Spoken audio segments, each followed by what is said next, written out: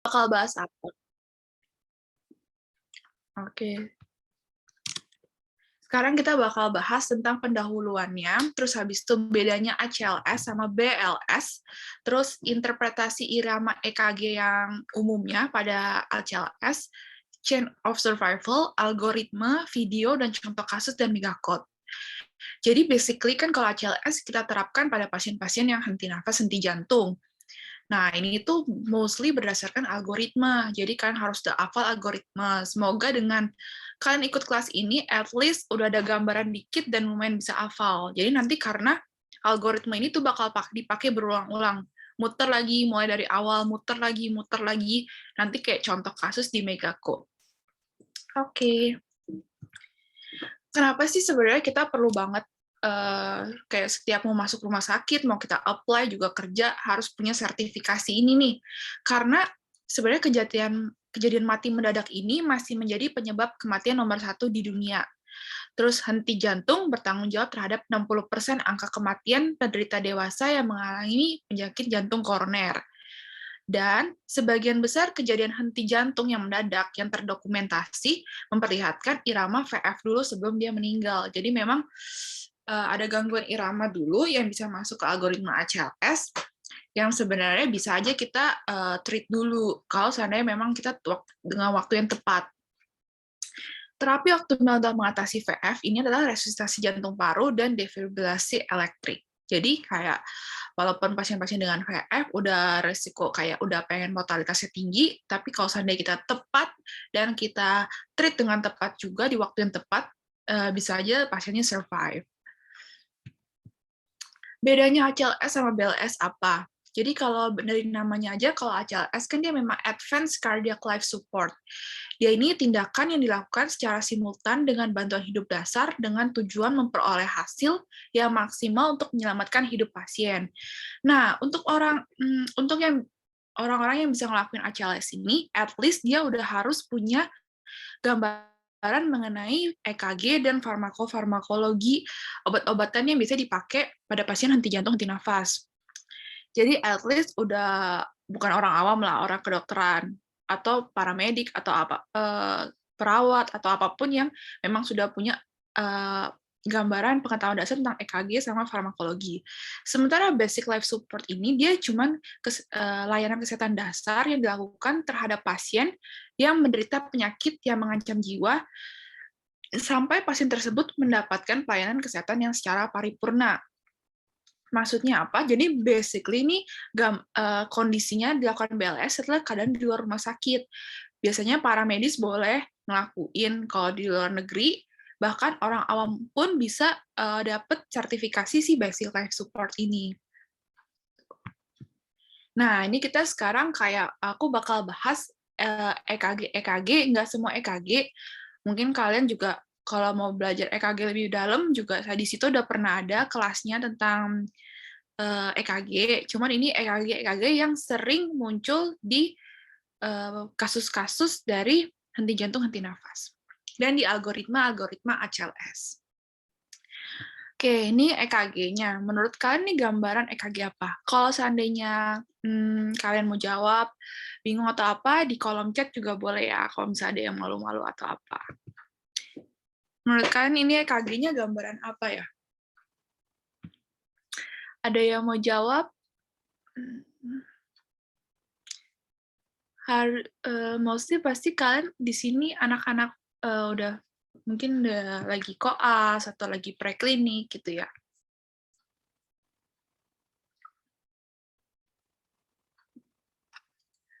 Oke, kita coba jawab ya. Ini pertama pasti ini EKG gambaran yang normal. Dia itu sinus rhythm, iramanya reguler, dari R ke R-nya itu sama jaraknya, terus kecepatannya tuh 60-100 kali per menit, dan memang kita bilang dia algoritma sinus rhythm adalah P yang diikuti dengan QRS. Ini ya, gelombang P diikuti oleh gelombang QRS. Terus interval P-nya juga nggak memanjang, kurang dari 0,12 seconds. Interval PR-nya 0,12 sampai 0,20, interval QRS-nya 0,07 sampai 0,10 detik. Ini gambaran sinus rhythm. Kalau yang gambaran ini, pasti sering banget ngelihat gambaran ini, apalagi kalau ada yang jantung, kira-kira ini gambaran EKG apa ya? Boleh banget ya jawab kalau seandainya Oke, Clement, VT. Ya, betul banget ya. Ini gambaran VT, ventricular tachycardia, di mana iramanya masih reguler nih. Jadinya jaraknya masih sama gambarannya. Terus dia cuma monofasik. Kecepatan ventrikelnya lebih dari 100 kali per menit. P-nya jarang kelihatan, biasanya compact QRS-nya. Oke. Ini ya, compact QRS-nya. Ini udah lebar-lebar ya. Terus habis itu gelombang T-nya yang memiliki polaritas berlawanan dengan si QRS ini. Ini gambaran adalah gambaran VT. Nah, PVC yang 3 atau lebih bisa kita bilang VT juga. VT itu juga ada yang non-sustain sama ada yang sustain. Kalau non-sustain berarti dia dalam 30 detik udah resolve sendiri. Kalau sustain lebih dari 30 detik dia baru resolve sendiri. VT ini walaupun nggak sebahaya VF, dia kan karena VT ini sendiri ada yang bernadi dan tanpa bernadi ya. Kalau berani kan at least masih lebih oke dibanding tanpa nadi. Tapi kalau nggak ditangani dengan cepat, dia bakal bikin jadi VF yang bakal ningkatin mortalitas. Kalau yang gambaran ini, kira-kira ini EKG gambaran apa ya?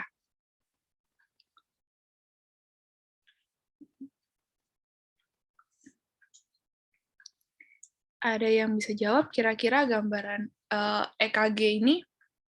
Kalau tadi kan PT ya, regular, bentuknya sama semua. Kalau yang ini?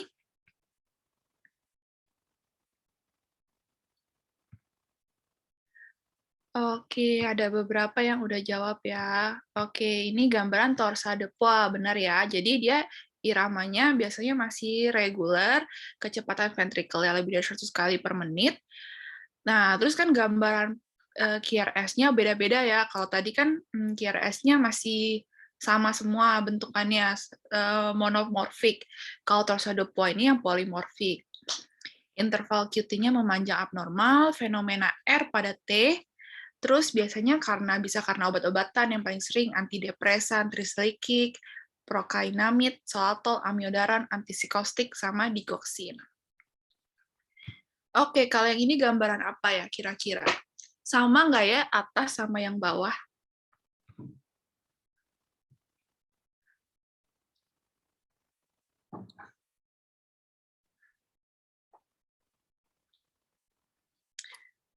Bisa jawab, beda nggak sih sama yang sebelumnya?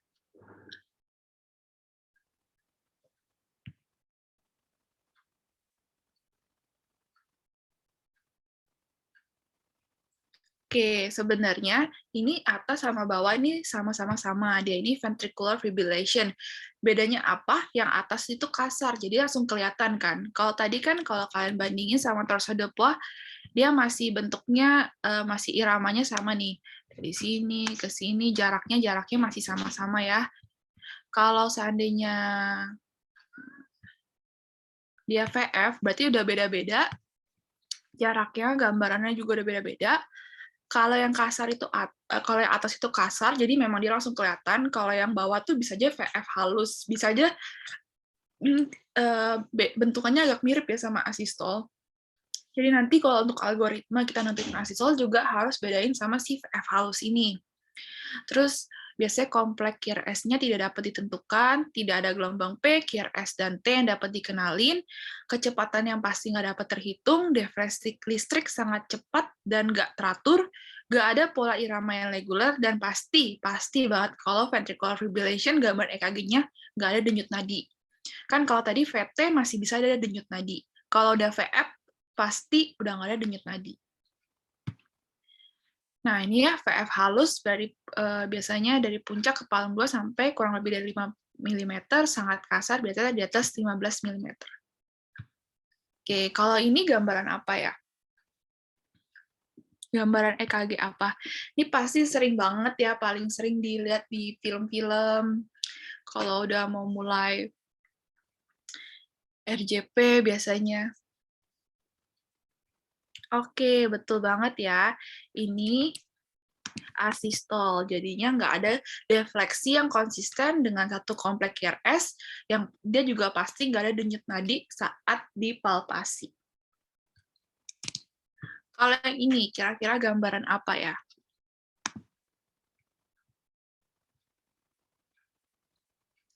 Gambaran EKG apa ya ini ya? Mungkin ini agak sedikit bingung ya, ini apa. Yang pasti gambar EKG ini yang paling beragam. Dia ini pulseless electrical activity. Maksudnya apa? Dia irama yang menunjukkan aktivasi listrik. Jadi kan ada defleksi positif atau negatif, tapi bukan VT, bukan VF, bukan asistol. Dan dia nggak ada denyut nadi. Jadi intinya itu, semua gambaran EKG yang bukan VT, bukan VF, bukan asistol, dan nggak ada denyut nadi saat dipalpasi, kita bilangnya PEA.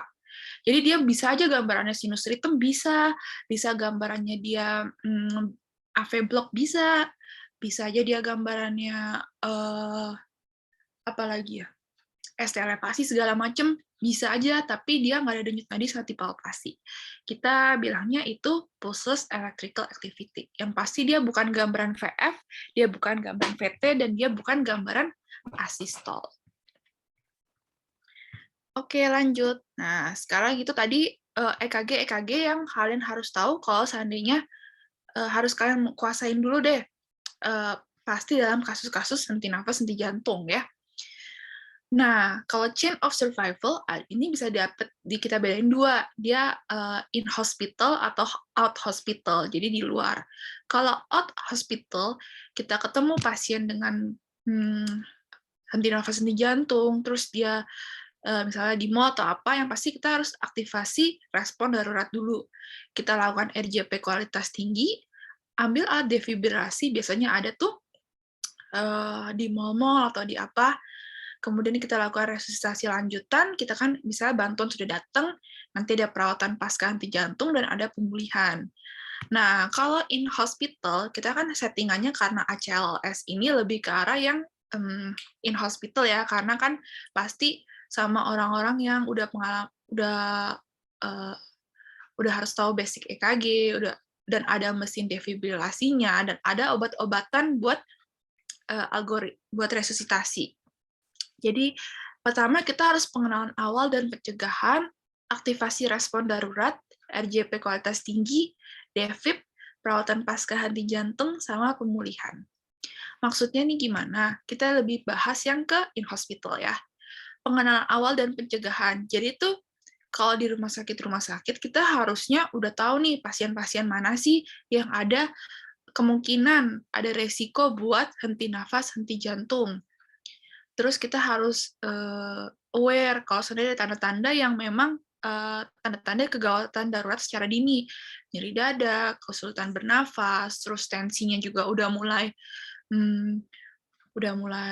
nggak stabil, hemodinamiknya udah mulai nggak stabil, terus mungkin ada aritmia jenis apapun itu, dan yang malignan aritmianya. Kita harus tahu nih. Biasanya kita juga sering ngomong di rumah sakit early warning score gitu. Jadi kita harus tahu tanda-tanda pasien yang memang ada resiko henti nafas, henti jantung. Kemudian kita aktivasi respon darurat. Jadi kalau sampai dia memang sudah henti nafas, henti jantung, kita harus aktivasi code blue. Biasanya kan kalian sering dengar ya, bukan amit-amit sih sering dengar, cuman mungkin pernah encounter kayak lagi jaga nih di rumah sakit, terus tiba-tiba ada code blue di ruangan berapa, kamar berapa, gitu kan. Itu buat jadi karena biasanya satu rumah sakit dia punya timnya sendiri, ada tim dari ICU, tim dari IGD, tim dari mana yang harus datang ke tempat itu untuk kita lakukan resusitasi. Sama aja, berarti kita mulai dari CABD, kalau semua ACLS, circulation-nya dulu kita cek nadinya selama 10 detik, karena kalau terlalu lama, anggap aja nggak ada kalau kita memang nggak nemu. Kemudian kita lakukan airway, maksudnya kita harus clearkan jalan nafasnya, bisa head tilt chin lift atau jaw thrust, kemudian kita berikan breathing nafas 2 kali setelah 30 kali kompresi. Kita lakukan LJP kualitas tinggi, Ini kalian kalau memang awal-awal sudah belajar first aid atau BLS, pasti sering diulang-ulang. Kalau orang dewasa, prinsipnya dia push hard, push fast. Jadi hard itu harus kedalamannya 5-6 cm, terus push fast, kita kan mau ikutin irama jantung normal, 100 kali per menit, terus harus recoil sempurna dinding dada, jadi jangan dia belum recoil dan langsung di-jos lagi. Kemudian kompresinya perbandingannya 30:2, selama dia belum terpasang ventilator, maksudnya alat bantu nafas ke ventilator, terus interupsi minimal, dan hindari hiperventilasi. Kemudian yang berikutnya adalah defibrilasi. Jadi kita harus tahu dulu irama yang shockable sama yang enggak. Biasanya ini di luar-luar itu kan ada AED ya, Automated External Defibrillator. Nanti kayaknya ada deh videonya, kayak nanti dia bisa ngomong sendiri, dia bakal baca, oh iramanya shockable, minggir, nanti dia shock sendiri. Kalau irama non-shockable, berarti dia nggak nge-shock gitu. Dosisnya berapa? Biasanya tergantung alat defibrillatornya. Kalau dia monofasik, biasanya kita langsung, kalau henti nafas, henti jantung, ini kita mainnya langsung ke dosis yang paling tinggi. Monofasik 360 joule, bifasik kita 200 joule. Kemudian kita lakukan perawatan pasca henti jantung. Karena pasien-pasien dengan ROSC itu tuh tetap aja, bisa aja dia keulang lagi henti nafas, henti jantungnya, dan dia tuh kita masih bilang unstable. Jadi kita masih ada resiko kematian dalam 24 jam pertama. Jadi harus ada perawatan pasca henti jantung. Kemudian pemulihannya, memastikan etiologi dan mendapatkan tata laksana definitif untuk pencegahan berulang henti jantung mendadak di kemudian hari. Misalnya, paling sering kan henti jantung secara mendadak itu kan karena serangan jantung, misalnya karena STEMI. Jadi ya pasti pemulihannya kita harus treat STEMI-nya, di PCI kah, gitu. Oke. Kalau ada yang menanya apa, langsung aja di chat ya, atau aku kecepatan. Nah, ini kita bahas sedikit bantuan hidup dasar. Mungkin kalau kalian ada kelas-kelas first aid, atau kalian ikut organisasi-organisasi tertentu, udah sering dibahas nih.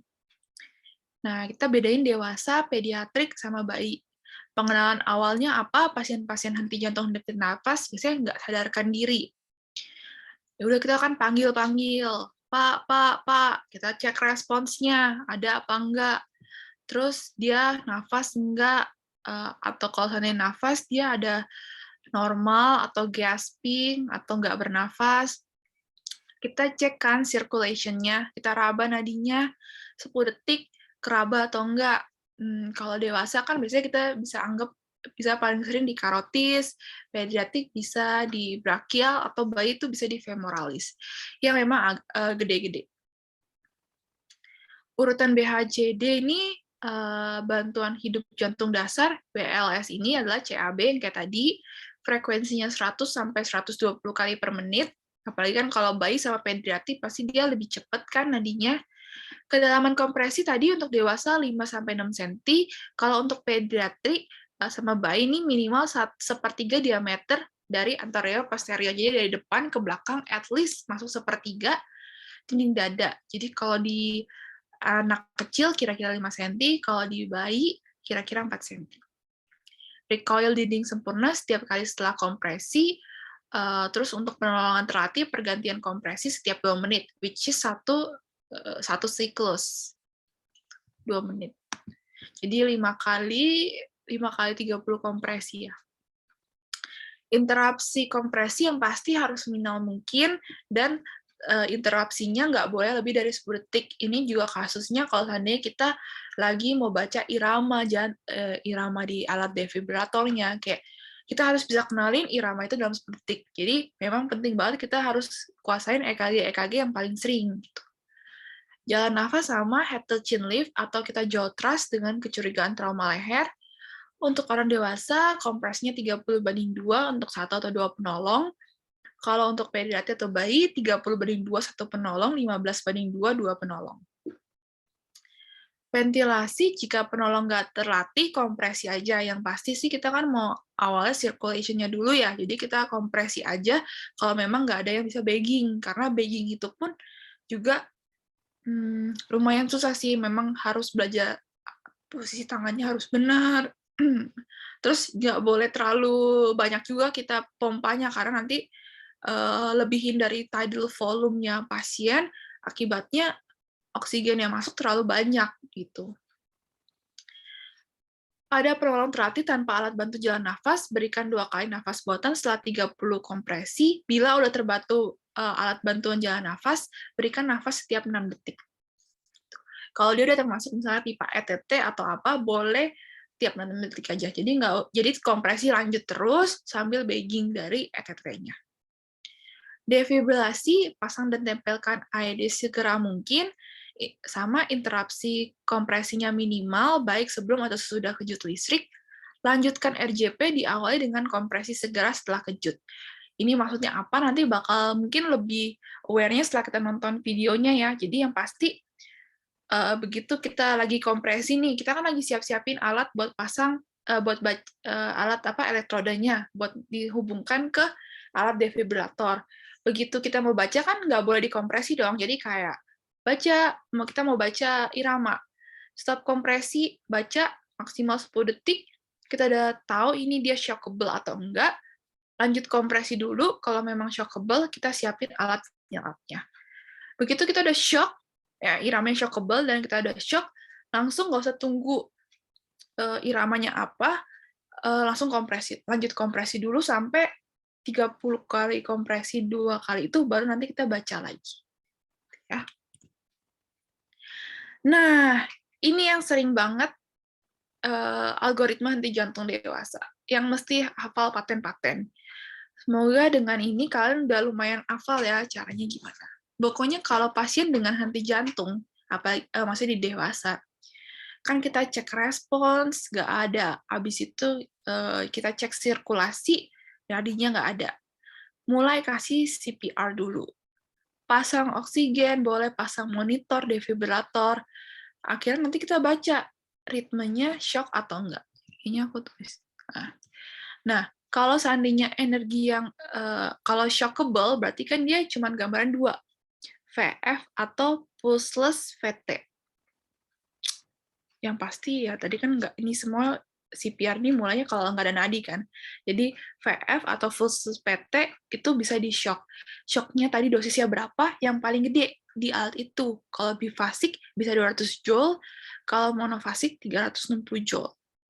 Di shock, lanjut CPR 2 menit, habis itu kita pasang akses IV-nya, buat nanti setelah itu kita bakal kasih obat-obatan soalnya. Nah, udah CPR 2 menit nih, kita baca lagi, iramanya gimana? Shockable nggak? Kalau shockable, shock lagi. Udah di shock, habis itu kita siap-siap masukin epinefrin. Tiap 3-5 menit. Karena kan dia tiap 3-5 menit, sementara kan kita setiap kali baca irama itu setiap 2 menit. Jadinya kayak selang-seling gitu. Jadi kayak CPR, epinefrin, CPR, epinefrin kosong, terus baru selanjutnya kalau belum balik lagi CPR epinefrin. Kalau setelah dikasih epinefrin, belum dapet, masih nggak balik juga, terus kita baca lagi iramanya masih shockable juga, kita shock, abis itu kita siapin amiodaron. Sambil kita harus cari tahu nih, penyebab-penyebabnya kenapa dia bisa henti nafas, henti jantung, apa asidosis kah, apa ada nanti 5H, 5T. Kalau tadi siramanya tiba-tiba berubah nggak bisa di shock, kita masuk ke yang irama yang nggak bisa di shock, yaitu ada 2, asistol sama PEA. Nama yang nggak ada irama yang pasti nggak akan bisa kita shock. Nggak ada gunanya kan, kalau shock itu kan kita mau balikin iramanya, mau kayak reset ulang gitu kan.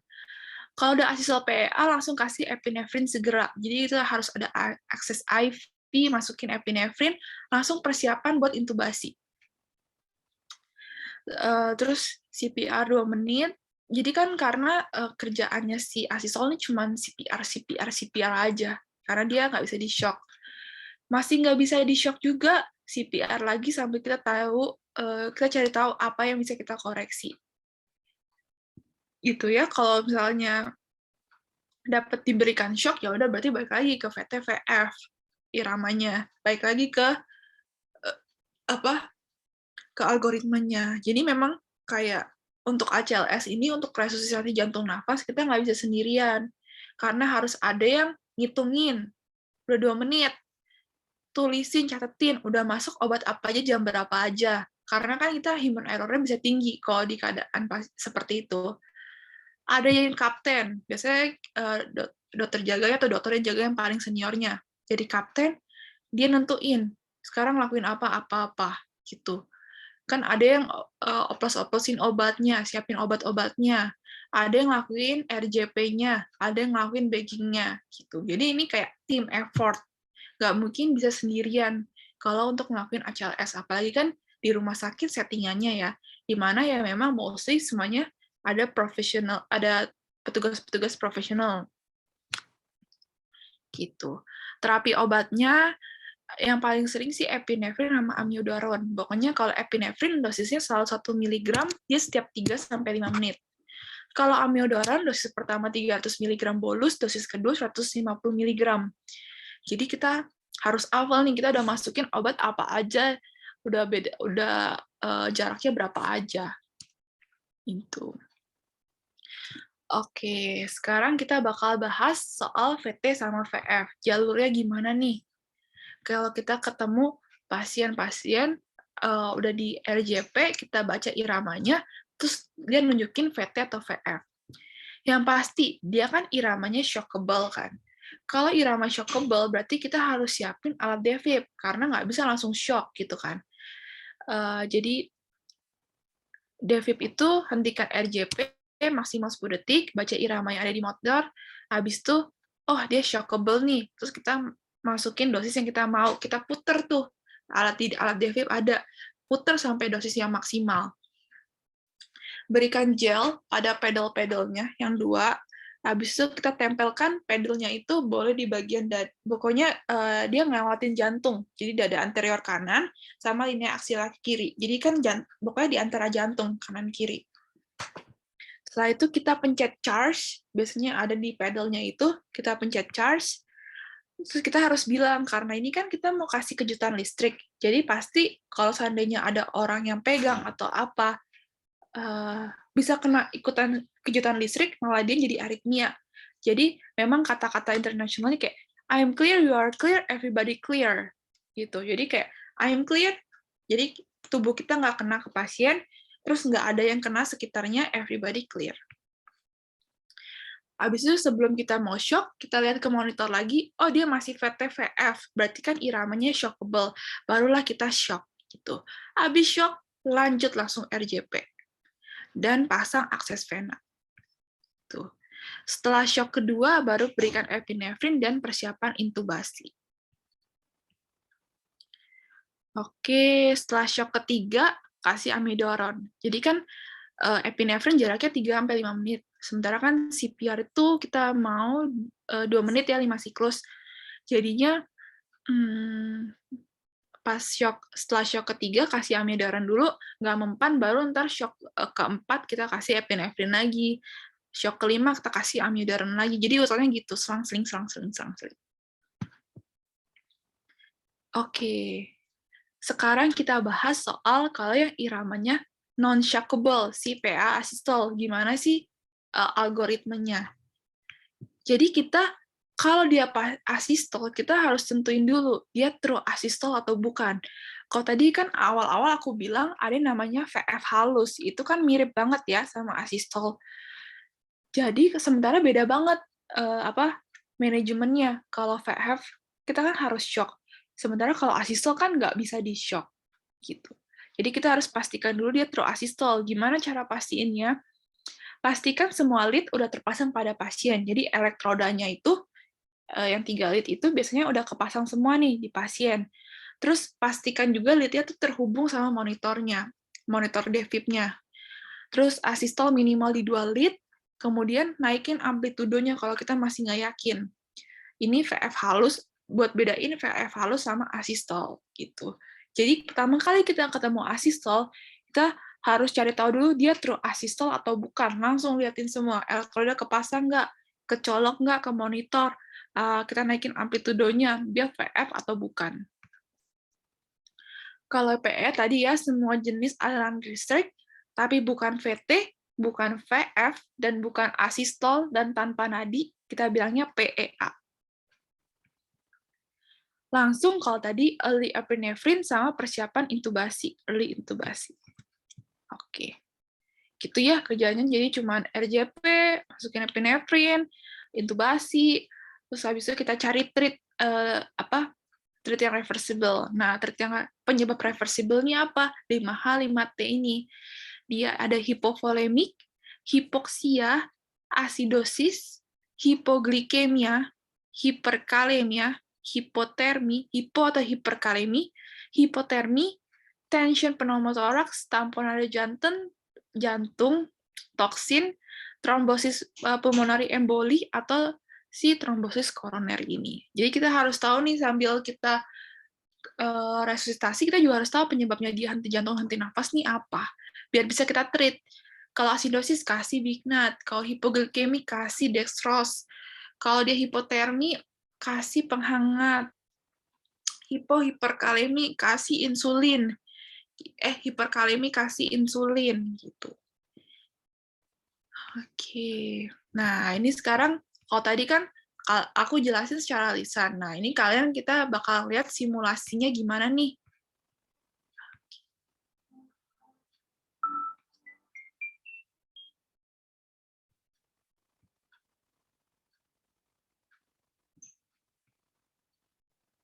Karena tadi ya, ini henti jantung, henti nafas ini tuh kayak suatu algoritma yang berterus-terusan, kita bilangnya megacode. Jadi nanti dia bisa dari VT, VF jadi asistol, dari asistol jadi VT, VF lagi. Bolak-balik kayak gitu bisa. Jadi emang kita harus apal algoritma setiapnya.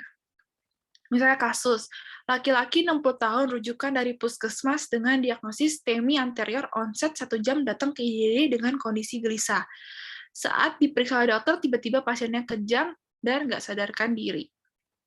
Respon, tolong panggilkan tim Plotu dan role emergency. Cek tadi, 1001, 1002, 1003, 1004, 1005, 1006, 1007, 1008, 1009, 1010. Kalau tadi kita udah cek respon sama kita cek sirkulasi nggak ada, kita lanjutkan RJP. 30 kali kompresi, 2 kali ventilasi. Ini high quality PCR, CPR yang tadi.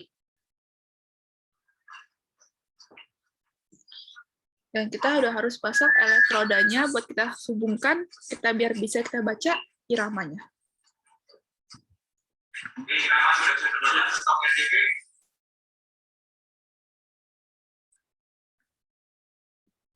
Begitu udah iramanya, karena irama shockable. Kita akan siapkan defibrillasi. Dosis 360 joule, monovasik. Kita jadi. No.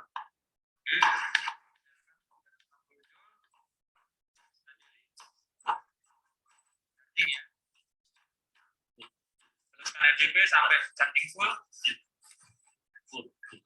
Biasanya nanti kita pas kita charging, dia bakal udah full tuh bakal ada bunyinya sendiri.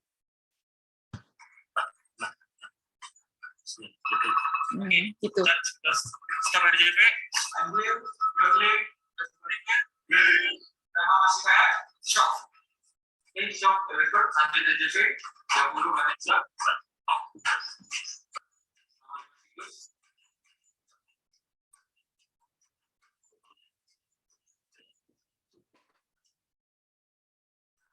Stop RJP, tukar kompresor. Analisa irama masih PF, lanjut RJP. Siapkan lagi, defibrillasi, 360 joule, saja. Charging, full, stop RJP, pasien, ambil, berklik, everybody clear, irama masih PF, stop. Lanjutkan RJP, shock kedua masuk. Masukkan epinefrin 1 mg, kemudian plus dengan NaCl 20 cc, panasnya kan. Gunanya apa? Biar langsung kerja ini. Jadi langsung flash, angkat tangannya biar langsung kerja ke jantung. Karena dia udah setelah shock kedua, berarti kita udah persiapan buat intubasi.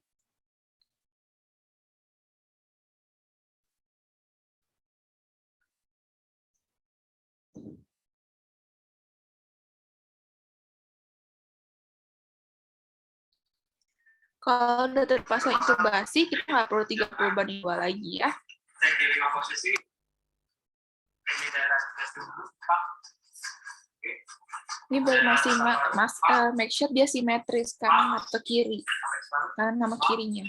Jadi nggak terlalu dalam. Oke, sudah simetris, itu berarti terpasang dengan baik. Kompresi lanjutkan dengan kecepatan 100 sampai 120 kali per menit terus menerus selama 2 menit.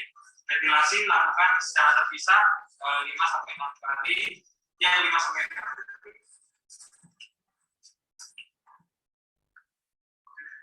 Oke, sampai RJP, bukan posisi, analisa irama, masih VF, lanjut RJP, menyiapkan shock ketiga. Lanjut.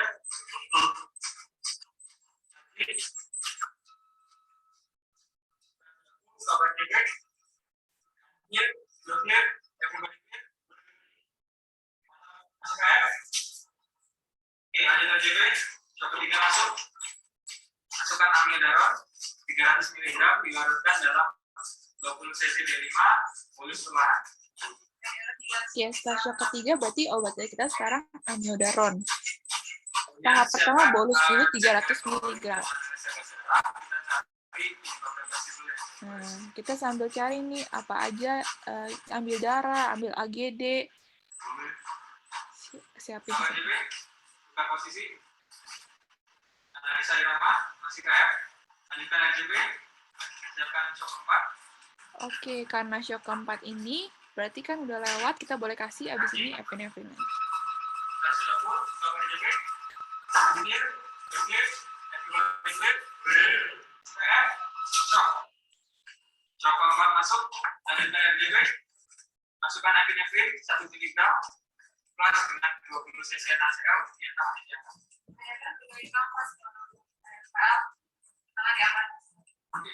Lanjutkan operasi sampai 12 kali. Ya. Analisa irama, masih aktif, lanjutkan RJP.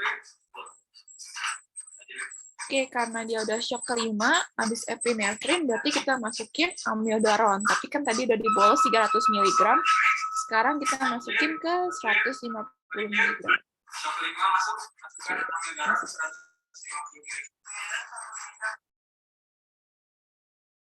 Kalau udah berubah iramanya, Konteks CRS, irama sinus, dan tadi selama 10 detik, 1001, 1002, 1003, 1004, 1005, 1006, 1007, 1008, 1009, 1010, nadi teraba, oke pasien sudah ROSC.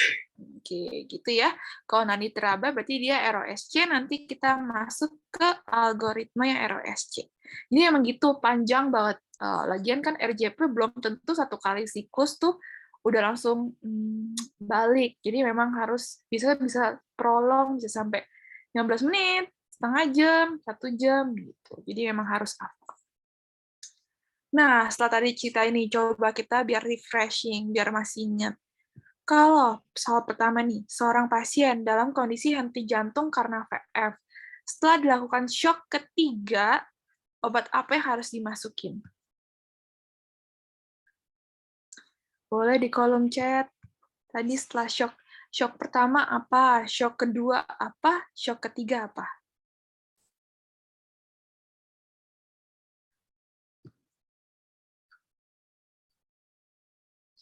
Oke, udah ada yang jawab-jawab ya. Oke.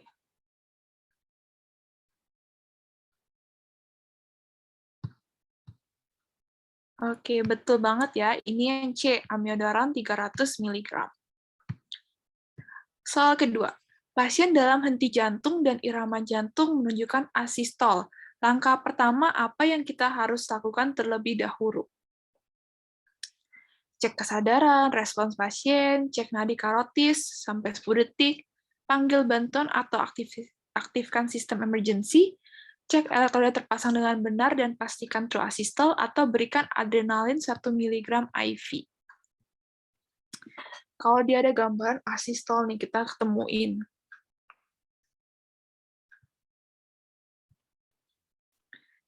Oke, udah pada oke-oke semua ya. Berarti benar, kita kalau dia ketemu asystole, kita harus pastikan dulu dia true asystole atau bukan. Cek elektroda udah terpasang, ke monitor, sama kita naikin amplitudonya. Dia ini VF halus atau asystole. Nah, sekarang seorang pasien dengan henti jantung dan iramanya asystole, berapa dosis atropin yang kita berikan?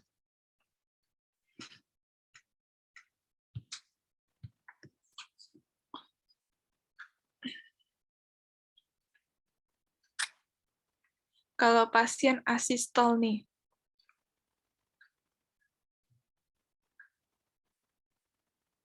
kita mau kasih atropin berapa miligram?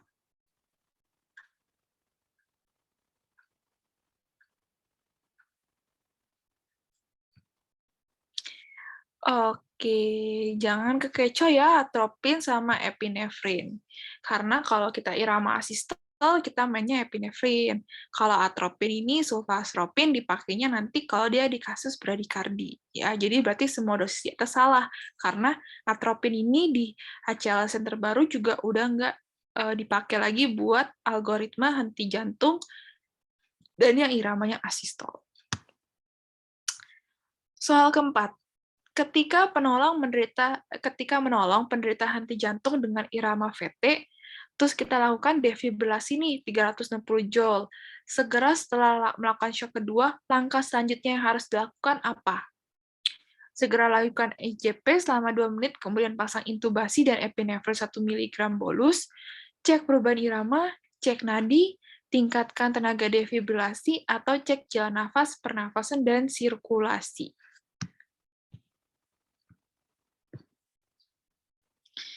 Kalau kita ketemu pasien VT, terus habis itu kita udah lakukan defib, langkah selanjutnya apa nih?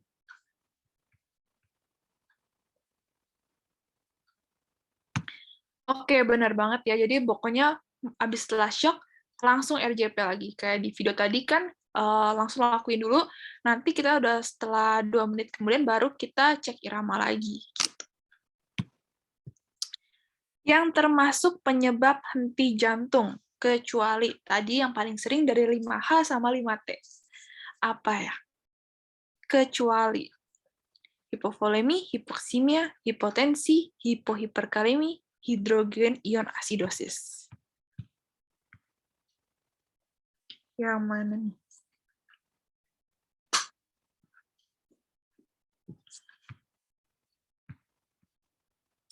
H 5T. Agak mirip ya nih, hipovolemi, hipotensi, yang mana? Nah, ini yang hipotensi ya.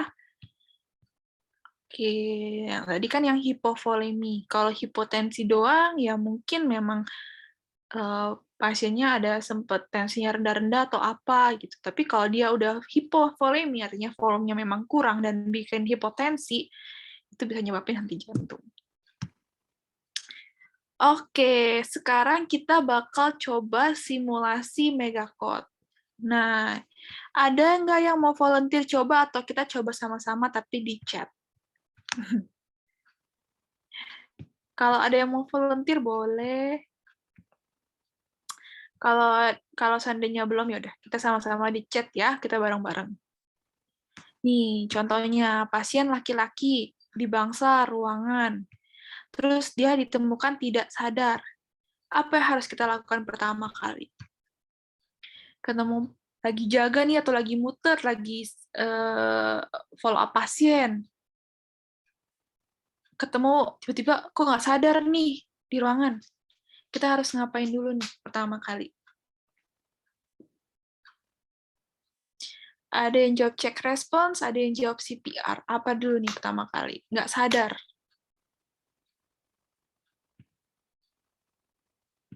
Atau ada jawaban lain? Oke. Pertama, amankan situasi ya. Emang ini ya apa? irama apa sih kita bilang lagu Indonesia Rayanya lah ya. Amankan situasi, kita cek respons dulu. Panggil dulu, tepuk, tepuk, tepuk.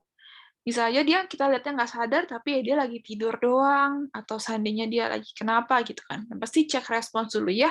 Panggil-panggil, Pak, kenceng aja, tepuk-tepuk. Gitu.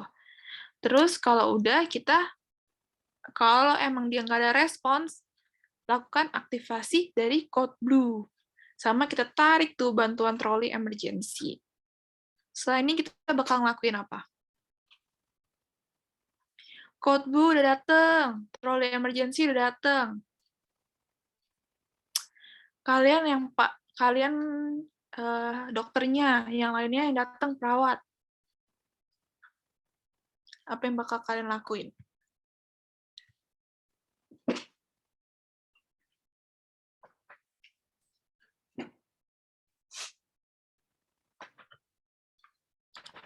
Oke, ada yang jawab. Oke, kalau udah seperti ini, kita CAB, benar ya? Cek nadi sama nafas. Terus kita udah cek nih, kalau prinsipnya kan dari si ACLS ini CAB dulu. CAB, cek nadi, nggak ditemukan. Cek nafas, nggak ditemukan. Lakuin apa kita?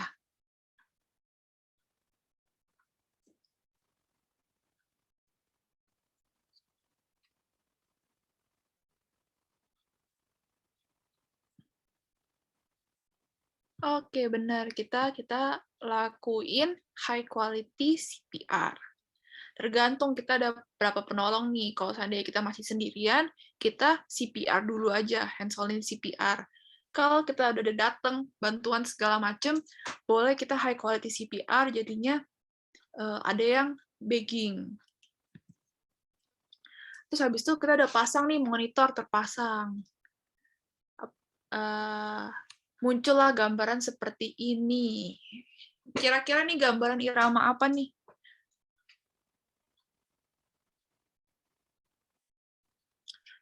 Monitor kepasang, habis itu lagi di stop RJP, kalian cuma butuh waktu 10 detik buat baca ini. Ini gambaran irama. Oke, gambaran irama.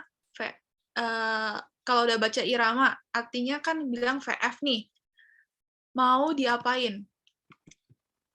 Dia irama yang shockable atau non-shockable?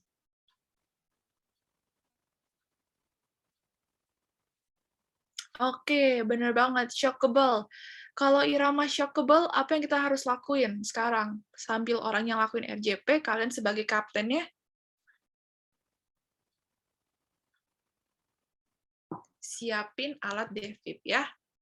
Siapin alat defib. Betul banget. Siapin alat defib, kita putar sampai ke dosis yang maksimal. Monofasik 360 Joule, bifasik kita putar ke arah 200 Joule. Udah nih, udah siap. Terus kita lakuin apa?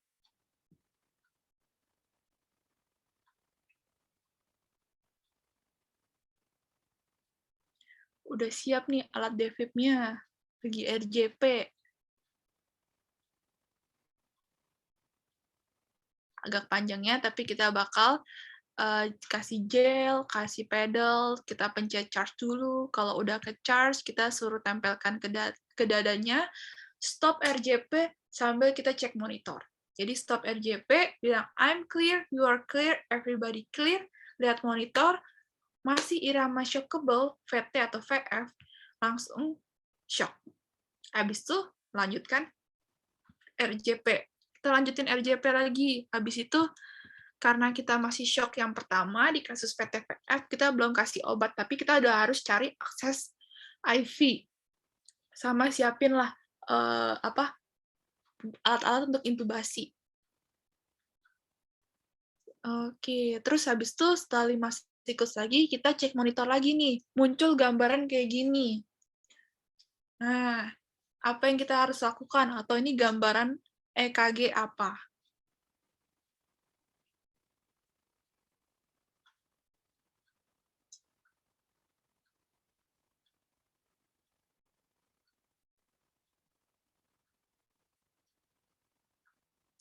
Oke, kalau seandainya kita curiga ini asistol, apa yang bakal kita lakuin dulu? RJP kah? Langsung early intubasi kah? Atau apa?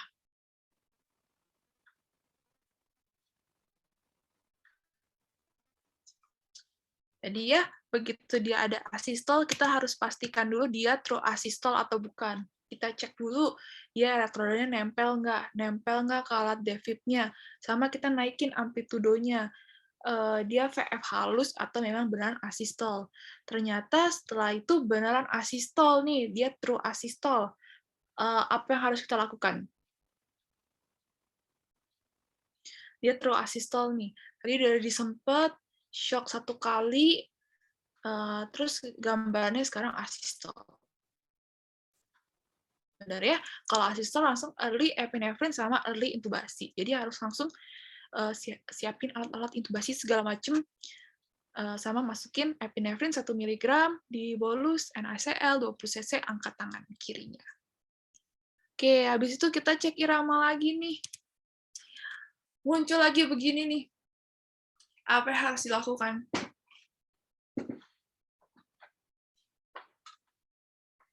Tadi dari VF, habis itu dia ke asistol, masuk dia epinefrin, udah ada di intubasi.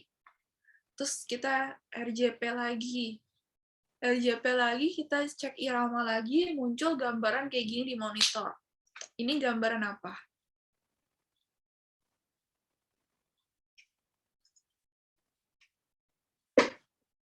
Bentuknya kayak gede-gede, bentuknya mirip-mirip. Tuh, ini gambaran VT ya. Walaupun VT itu ada yang berpuls juga, cuman kita nggak usah cek puls dulu, karena dalam algoritma dari ACLS ya pasti kan henti jantung, anggap aja ini udah pulseless gitu ya. Kalau udah ketemu VT, mau ngapain? Sekarang. VT nih, iramanya nih. Mau ngapain kita? Iramanya dia shockable atau enggak nih?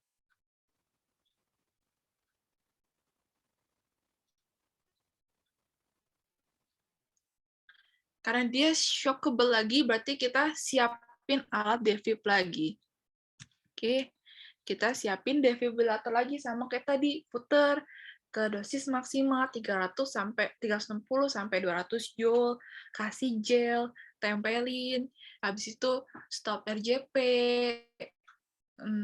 I'm clear, you're clear, everybody clear, lihat monitor, masih irama yang sama, yang shockable, kita shock. Nah, sekarang tadi kan udah shock pertama, udah masuk epinefrin karena asistol. Sekarang kita udah shock yang berikutnya. Kita mau kasih obat apa?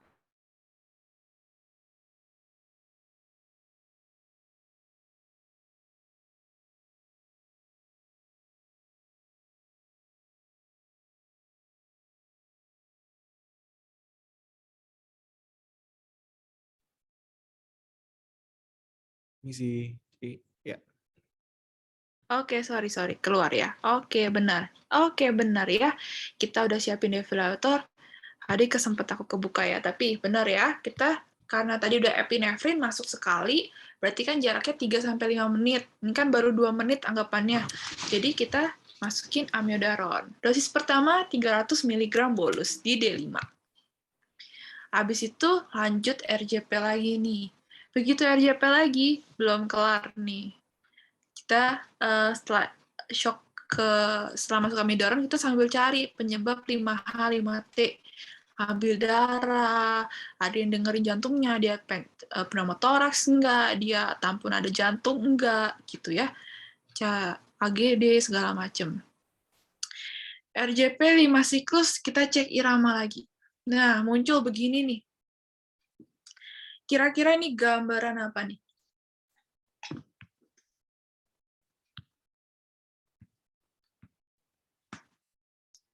Muncul gambaran seperti ini. Bah, kayaknya cakep benar ya.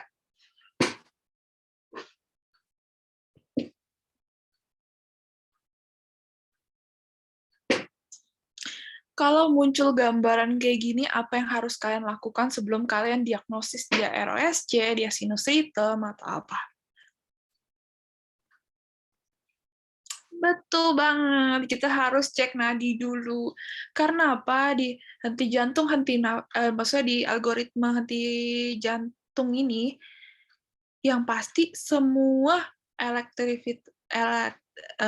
aktivitas elektrik yang bukan gambaran VT, VF, asistol, tanpa nadi itu bisa aja PEA. Jadi kita harus cek nadi dulu. Ini ada nadi atau enggak? Kalau dia ada nadi, ya berarti dia ROSC. Kalau dia nggak ada nadi, berarti dia PEA. Benar ya, kita cek nadi dulu. Pas dicek nadi, nggak ditemukan nadi. Jadilah dia PEA. Apa yang bakal kita lakuin nih? Udah ketemu PEA nih. Belum kelar-kelar nih, pasiennya belum sadar lagi nih. Kalian sebagai dokter ngapain lagi nih?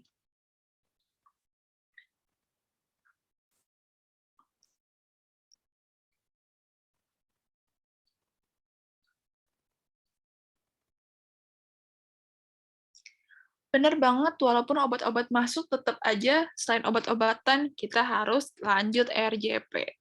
Lanjut RJP, masukin epinefrin. Bener kan? Tadi kan terakhir amiodaran 300 mg. Berarti sekarang kita boleh masukin epinefrin. Tapi ingat, harus RJP juga. Jangan cuma masukin obat-obat doang. Tetap harus dilakuin, kan dia masih belum ada nadi.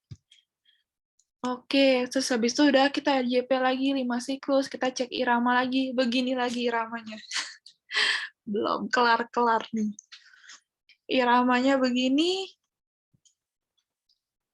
Apa nih gambaran irama apa ini?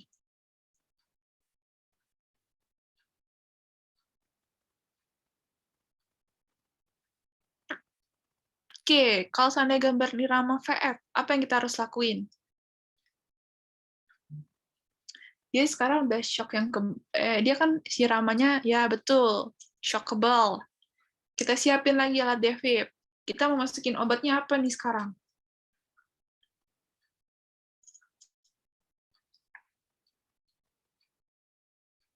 Ayo. Tadi ada nyatet obat. Sekarang kita udah harus protokolnya obat apa nih? Oke, amiodaran yang berapa miligram dosisnya? Oke, benar ya. Masukin amiodaran 150 mg. Tadi dosis yang kedua. Tadi kan udah masuk epinefrin sebelumnya, sekarang berarti amiodaran 150 mg. Kita lanjut RJP. Habis itu ini RJP 5 siklus, kita cek irama lagi, begini lagi nih. Bagus lagi nih iramanya. Apa yang harus kita lakuin?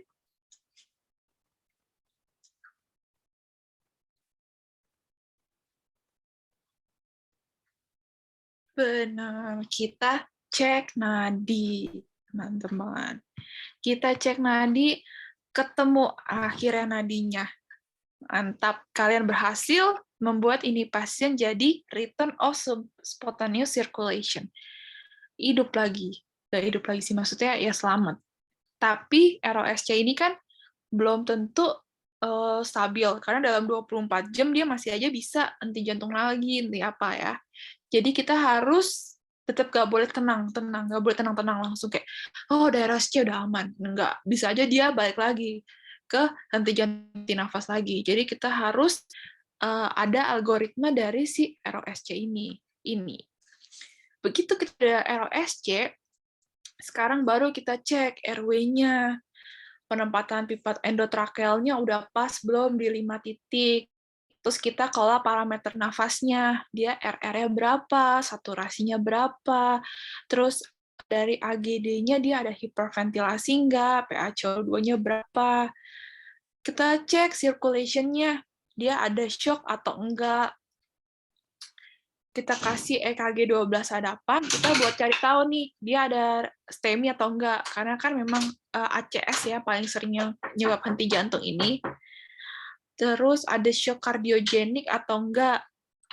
Nah, kalau seandainya dia ini lagi komatos, kita bisa TTM sih.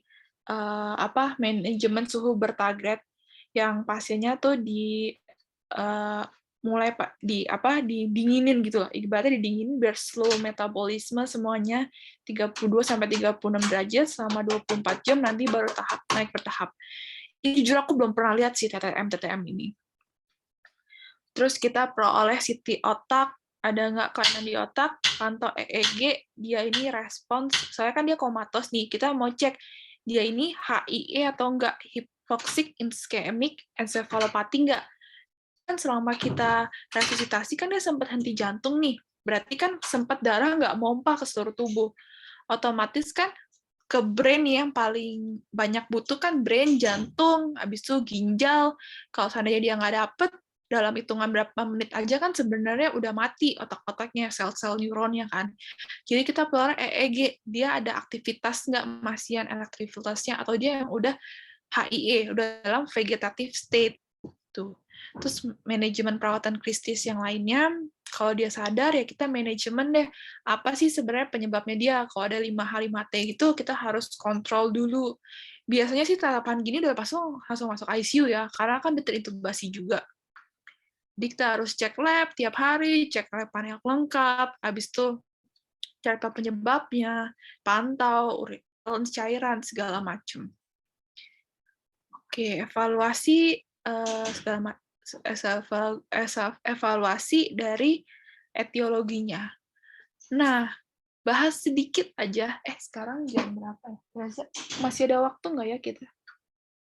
Silahkan, Dok. Oke. Jadi, bahas sedikit aja. Jadi kan kalau seandainya kita curiga dia shock kardiogenik, gimana sih tata laksananya? Nah, gini. Jadi tadi udah bagus nih, udah RSC. Kita cek pas di sirkulasi, kok tensinya dia rendah-rendah terus nih.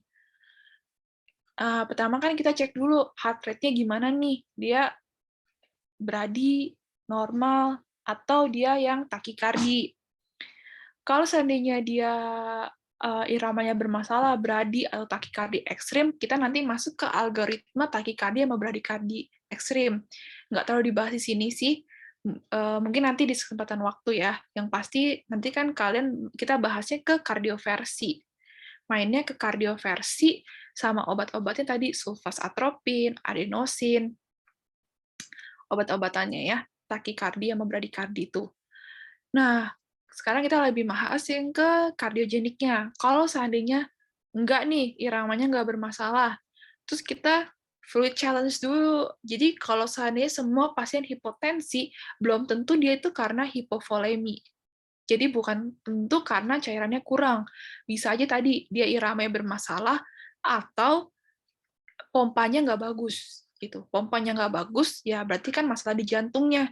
Mau kasih cairan seberapa banyak pun, kalau pompanya nggak kerja, ya nggak ada gunanya, tensi nggak bakal naik. Jadi kita fluid challenge dulu, 2-4 cc, biasanya sih kalau di klinis tuh biasanya masuk aja 100-200 cc.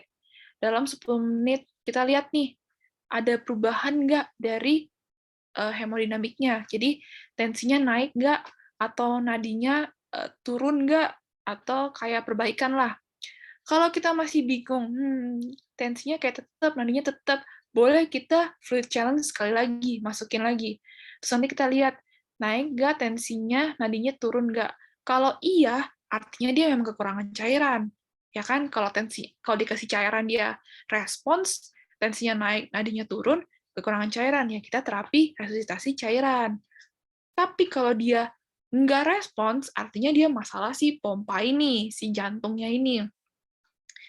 Kalau masalah jantung ini, kita harus cari tahu dia ada tanda-tanda shock atau enggak, sama dia hipotensi atau enggak gitu. Kalau hipotensi di bawah 90 mmHg tensi sistolnya dan tanpa tanda shock, berarti shock itu tuh tanda-tandanya kayak akal dingin, CRT memanjang, perfusi ke jaringannya jelek gitu ya. Kasih dobutamin 2 mcg per kg menit IV drip. Ini semuanya sih pasti ranahnya ICU, HCU. Karena pakai obat topangan, kita mau main titrasi dos, sama kita harus pasang monitor. Itu. Terus kalau dia ada hipotensi dengan tanda-tanda shock, nah kita harus lihat dulu nadinya dia brady atau enggak.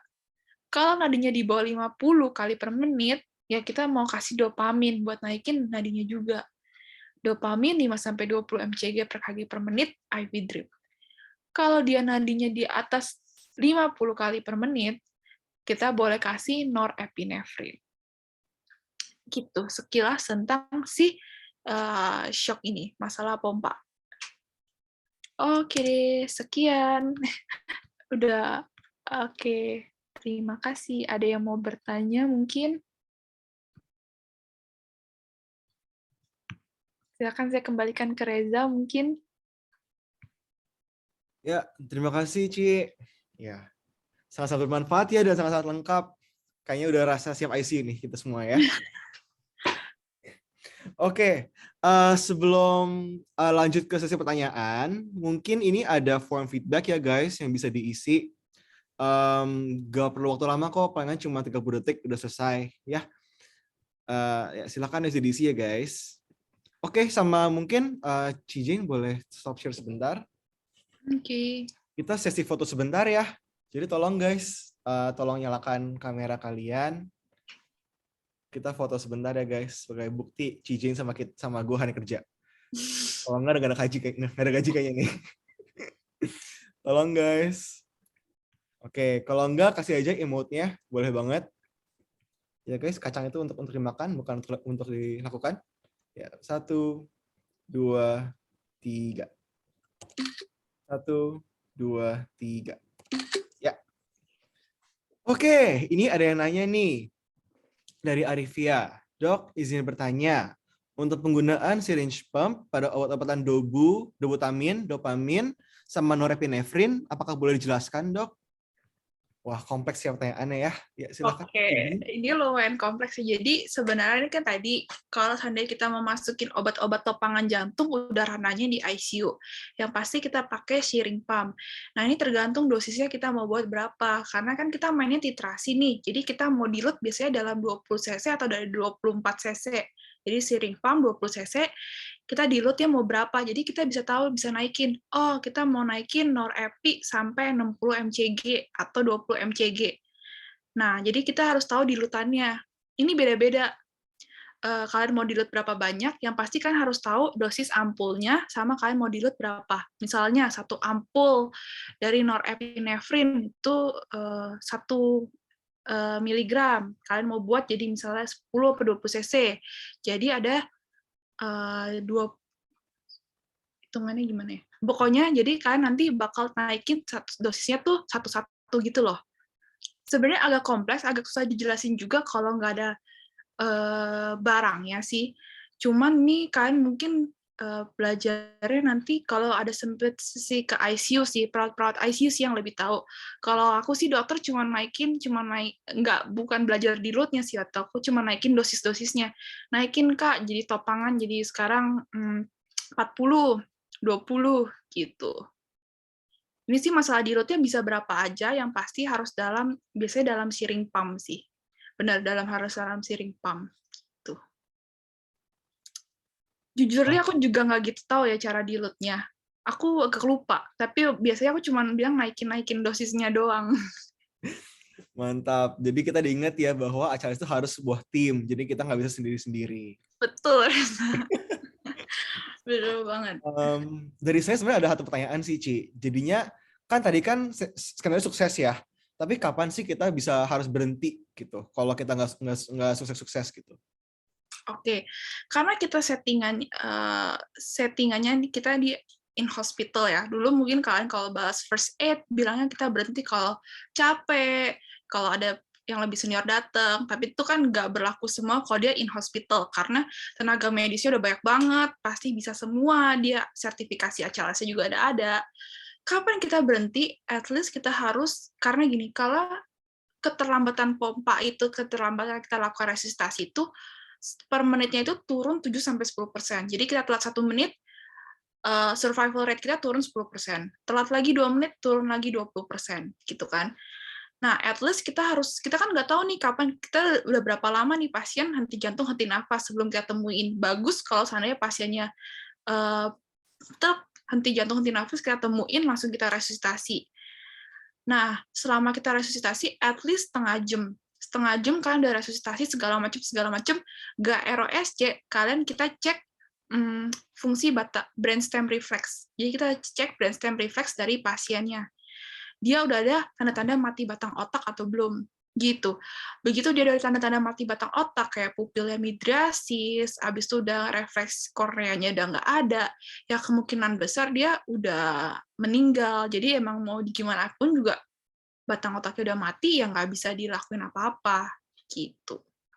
Itu sih, kapan kita stop, ya kemungkinan besar kalau pasiennya udah meninggal, pasti. Gitu. Mantap, Ci, sangat menjawab. Oke. Nah, ini ada pertanyaan lagi ya dari Kanisa. Dok, kalau dari monitornya aritmia, bradikardia ataupun takikardia, itu masuk algoritma bradikardia takikardia aja ya? Betul, jadi kalau seandainya dia udah bernadi nih, dia udah ROSC, udah bernadi, abis itu kita cek ternyata gambarannya tuh aritmia. Dia aritmia biasanya bradikardi. Nah, sebenarnya aku nggak terlalu bahas di sini karena waktunya kan kita cuma dikasih 1 jam. Jadi kalau seandainya bradikardi, kita sama takikardi, kita harus tahu dia ini stabil atau unstable gitu. Kalau dia unstable, tanda-tandanya berarti kan dia ada kayak potensi, ada tanda-tanda shock, ada tanda-tanda gagal jantung akut, ada tanda-tanda kayak ACS gitu, nyeri dada akut sama penurunan kesadaran. Kalau ada dari salah satu dari 5 tanda-tanda gitu doang, artinya dia kan masuk yang unstable. Itu berarti ranahnya langsung ke kardioversi gitu. Untuk dosis-dosisnya tergantung iramanya. Kalau dia masih stable aja, kan intinya kita mau koreksi nih penyebab dia bisa henti nafas, henti jantung. Kalau masih stable, ya berarti kita bisa kasih obat-obatan. Kalau dia kayak waktu itu di story-nya si Sadisito, kalau seandainya SVT, dia stabil, masuknya adenosin. Kalau nggak stabil, kita kardioversi. Gitu. Benar, jadi masuk algoritma Brady sama Taki. Mungkin kalau kalian baca, ada algoritmanya. Cuman itu ya setelah kita ROSC sih biasanya. Bisa juga dari algoritma Brady ekstrim, takikardia ekstrim, tiba-tiba jadi henti nafas, henti jantung, VTVF tuh bisa juga. Jadi nanti kalau kalian belajar ACLS, kita baca seminarnya, saya ambil sertifikasi, pasti megacode-nya lebih kompleks dari kayak tadi. Bisa jadi dia awalnya AFib, stabil, terus lama-lama jadi nggak stabil, lama-lama jadi VTVF tuh bisa. Boleh ya guys, kalau mau denger CJ ngomongin kelas tentang bradikardia takikardia di ACLS, juga boleh tuh ditulis di form feedback. Oke. Oke, ada yang mau nanya lagi? Mungkin kita ada waktu untuk 1 pertanyaan terakhir.